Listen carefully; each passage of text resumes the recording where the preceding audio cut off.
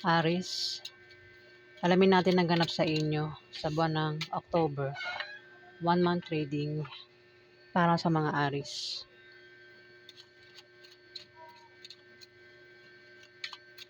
Okay, simulan na natin.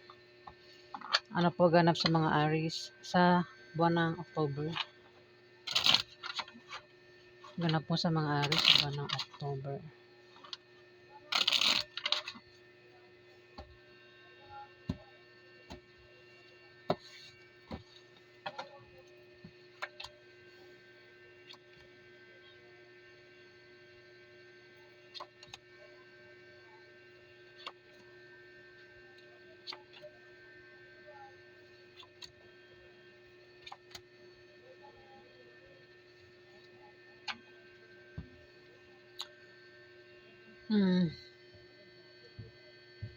Aries, may taong papayuhan dito. Pero yung papayuhan mukhang matigas ang ulo. Mukhang hindi niya tatanggapin yung payo. Pero kung tatanggapin niya yung payo, hindi magbubunga ng maganda.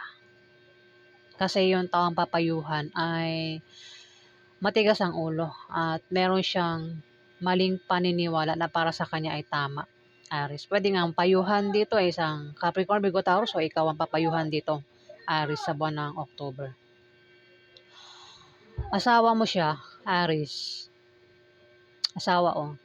Kung wala kayong problema ng asawa nyo sa mga Aries, sa maraming Aries, sa mga Aries na walang problema sa kanilang asawa, lalo pa raw magiging maligaya ang pagsasama nyo sa buwan ng October kung balak nyo raw magpakasal, Aries. Isa pang meaning niyan ay favorable long-term preposition or second chance, particularly in economical sense, mga Aries. 9 of Clubs, maaari ka raw makapag-asawa ng mayaman kung single ka, Aries, pero kung ikaw ay may asawa na, maaaring asawa nyo mayaman o kayo yung mayaman dito, Aries. Ang iba naman sa inyo ay maaaring makatanggap ng mana sa kamag-anak nyo o may magbibigay sa inyo ng malaking pera sa buwan ng October, Aries. Try nyo rin daw tumaya sa Lotto games, raffle games, o kung ano pa yung gusto nyo salihan na ang premyo ay pera, maaari daw po kayong manalo. Kung meron kayong negosyo, may pag-angat sa buwan ng October, Aries. 2 of Spades, may taong nagtataksil dito, o maaaring pagtaksilan kayo. Pwedeng ikaw o meron kang karelasyon ng pagtataksilan ka. At maaaring malaman mo yung pagtataksil at posible kayong magkahiwalay, Aries, sa araw na yan. So, Ten of Diamond, ano to? Ten of Diamond. Wait lang, nakalimutan ko na eh. Wait lang ah. Sa dami-dami kasi ng Ayun, merong pagbabago sa inyo sa kaperahan sa buwan ng October, mga Aries. Kung meron daw kayong trabaho, maaari daw kayong ma-promote o maaaring dagdagan ng sahod nyo. At yun nga, kung sasali kayo sa mga raffle games, kung meron kayong sasalihan, sports, contest, kung tataya kayo sa loto, maaari daw kayo manalo, Aries. O yan ay mana na maaaring matanggap nyo. Same lang din ang meaning, pero magkaiba yung card.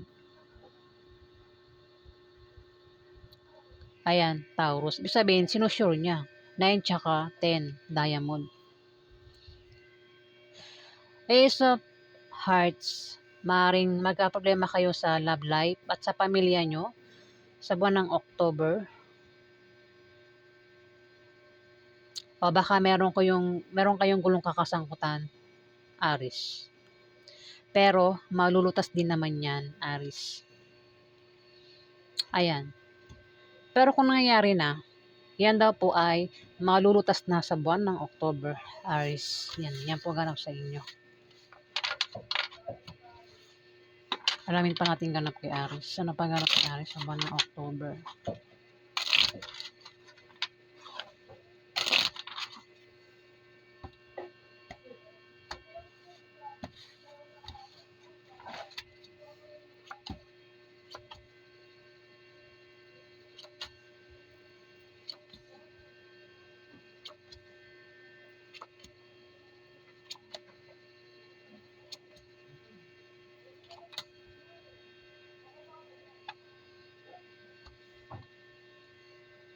Aries, Nine of Spades, bababa. May tao rito. Ang bababa ang kanyang moral. Mukhang hindi ikaw. Mukhang isang Libra, Aquarius, Gemini, lalaki, Aries. Kung meron kang kilalang Libra, Aquarius, Gemini, maring siya na yan. O ikaw yan. Bababa ang moral sa buwan ng October. Siguro magkakaroon ng problema. Kasi may Three of Spades dito. Third party, Aries.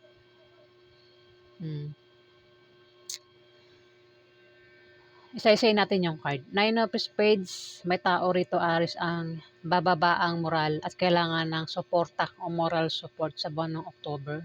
Pwedeng ikaw itong Libra, Aquarius, Gemini, lalaki. Ingat din daw sa sakit dahil maring magkasakit ang taong ito. Ingat din daw sa aksidente. Huwag rin daw gumawa ng masama sa iba para hindi malasin o makarma sa buwan ng October, Aris. May Three of Spades dito, may third party. At maring malaman na ang patungkol kay third party. Pwedeng ikaw, yung may third party o yung karelasyon mo ang may third party. O itong Libra, Aquarius, Gemini na to, ang third party. Aries. Ayan, ikaw nakakaalam kung sino itong third party. Pero kung hindi mo, hindi ikaw yan, wala kang alam na kung hindi ikaw, marami kasing Aries eh. Pwede rin ang third party. Baka ex mo yan, Aries, nagbabalik. Ayan. O, may third party raw. Third party. Ayan, third party. Pwede ikaw nga o yung karelasyon mo. Kung yung karelasyon mo may third party, maring malaman mo na may third party. O kung ikaw yung may 30, baka malaman na yan sa buwan ng October, Aries. Ang iba sa inyo ay mukhang magkakaroon ng mabulaklak na partnership sa buwan ng October ng third party, Aries. Mukhang third party. Ang ano mo rito, magkakaroon daw sa inyo ng mabulaklak na partnership o engagement. Baka naman ang asawa nyo ay third party, Aries. 'Di ba? Pag unang asawa, siya yung legal. Pag hiwalay na sa unang asawa, meron ng pangalawang asawa, yun yung third party, 'di ba? At siya na yung bagong asawa. Maaari din naman ang meaning nito kung kayo daw po ay magka-problema sa buwan na yan. Nandiyan lang daw po yung inyong karelasyon o ang inyong kapartner na palagi nakasuporta sa inyo. At siya rin daw po yun ang bibigay ng lakas loob nyo, Aries. Kumbaga, wag daw kayong mag-alala kung kayo daw po ay magka-problema. Kasi nandiyan lang daw po siya. Nakasuporta sa inyo, Aries. Four of Spades, mukhang magkakaproblema ka nga sa pamilya mo, sa bahay nyo, gastusin araw-araw, Aries. Pwede rin sa love life ito, kumbaga pangkalahatang problema at apektado ka. Maaari ba yung moral at kailangan mo rito ng suporta o moral support, Aries. Nine of Diamond, meron kang pag-travel na gagawin sa buwan ng October. Pwede nga ang dahilan ay dahil sa bagong business deal o dahil sa nakabili ka ng bagong bahay, Aries. Six of Clubs, ang iba sa inyo o may tao rito, Aries, ang nagbabalak magtayo ng business. Magagawa niya sa buwan ng October. Pwedeng Libra, Aquarius, Gemini yung tinutukoy o ikaw. Ayun na, aliman sa inyong dalawa, Aries. Kung may negosyo, may paglago sa buwan ng October. Kung may trabaho, maaaring ma-promote o maaaring dagdagan ng sahod. Kung kailangan ng pera, Aries, yan. O kailangan ng pampuhunan, may taong magbibigay daw sa inyo, Aries. Pwedeng magbigay sa inyo isang Libra, Aquarius, Gemini o ikaw yung magbigay sa kanya, Aries. Kung may umutang sa inyo, ikaw yung umutang, makabayad na sa buwan ng October. Five of Spades, magkakaroon sa inyo ng mga opposition at obstacle, pero panandalian lang. Yan daw po ay mga blessing in disguise o biyaya na maaaring pagkamalan yung hadlang. Aris, maging sensitive daw kayo. Maaari din naman na kayo ay ma-depress at maging negative ang pananaw nyo sa buhay. Pero kung hindi kayo yan, maaaring may ibang tao ang maaaring ma-depress at maging negative ang pananaw nyo sa buhay. Pwede yung third party ang ma-depress at maging negative ang pananaw nyo sa buhay. Aris. Yan, didigay ako. Pasensya na po. Nine of Clubs. Kung single daw po kayo, maaari daw po kayo makapag-asawa ng mayaman. Pero kung may asawa na kayo, maaaring asawa nyo mayaman, Aris. O kayo yung mayaman. Maraming Aris ha. Kung hindi naman, maaari daw po kayong bigyan ng pamana ng kamag-anak nyo sa buwan ng October. O may magbibigay sa inyo ng pera. Try nyo rin daw tumaya sa loto, games, raffle games. O kung ano pa yung pwede nyo salihan. Maaari daw po kayong manalo, Aris. Kung meron negosyo, may pag-angat nga. Ayan ha. Lumabas na naman po kanina eh. Ito yung second part ng buwan ng October, Aris. Kanina yung first part.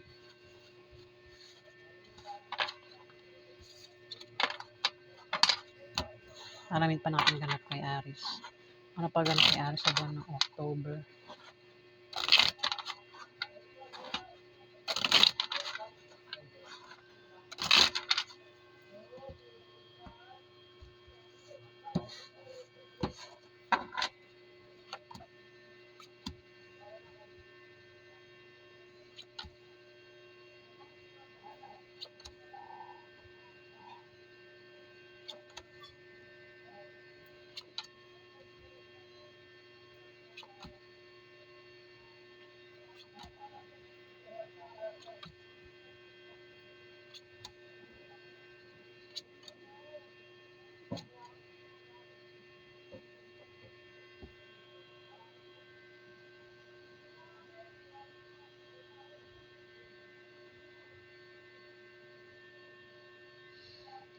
May ano rito, Aris, may taong naninibugo sa galit.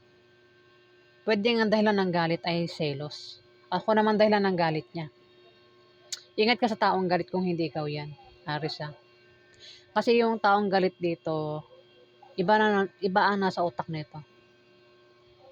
Ayan, Aris, pwedeng makagawa ng bagay na ikasisira ng taong kinainisan niya, kinagagalitan niya, pinagsisilosan niya, Aris.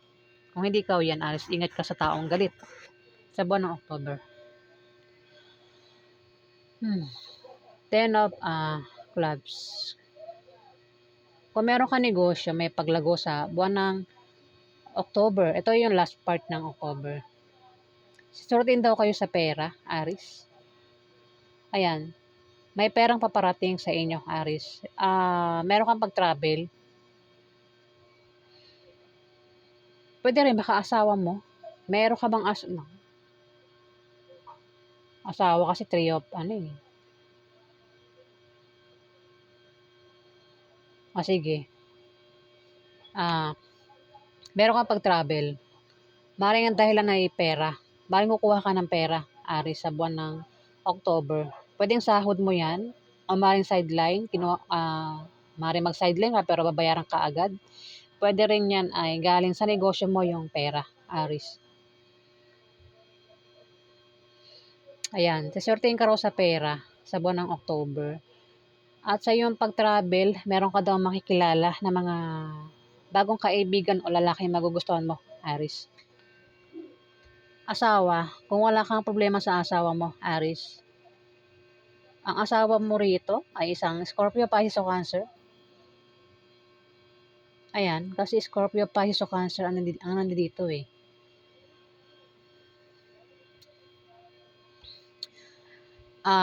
Kung wala kayong problema ng asawa mo, Aris, sa mga Aris na walang problema sa kanilang asawa, lalo pa raw magiging maligaya ang pagkasama nyo kung kayo daw po ay magpapakasal sa buwan ng October.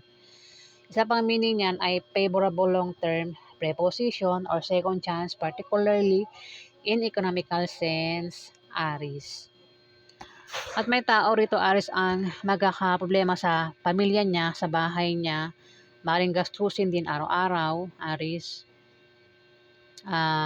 Puwedeng sa love life din, kumbaga pangkalahatang problema ang poproblemahin nito at apektado ito sa problema, Aries. Kailangan ito ng suporta o moral support sa buwan ng October. Maaaring ang tinutukoy ko ay isang Scorpio, Pisces o Cancer. Maaaring babae, lalaki, maaaring bakla o tomboy, Aries.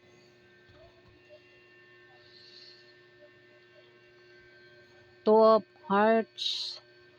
Magkakaroon ng mabulaklak na partnership o engagement sa buwan ng October. Sa inyo ng isang Libra, Aquarius o Gemini, Aries. O kung magkaproblema ka man sa buwan ng October, may tao lang daw ang palaging nakasuporta sa iyo o ikaw ay nakasuporta sa kanya. Isang Libra, Aquarius o Gemini, babae, Aries. Ayan, kumbaga kung magkakaproblema ka, may tao nandiyan lang para sa iyo. Umiintindi sa iyo, Aries. Pwedeng isang Libra, Aquarius o Gemini o baka naman siya yung ganyan. Nandiyan ka lang, nakasuporta sa kanya kapag nagkakaproblema siya, Aries ha. Ikaw nang bahala makaresonate.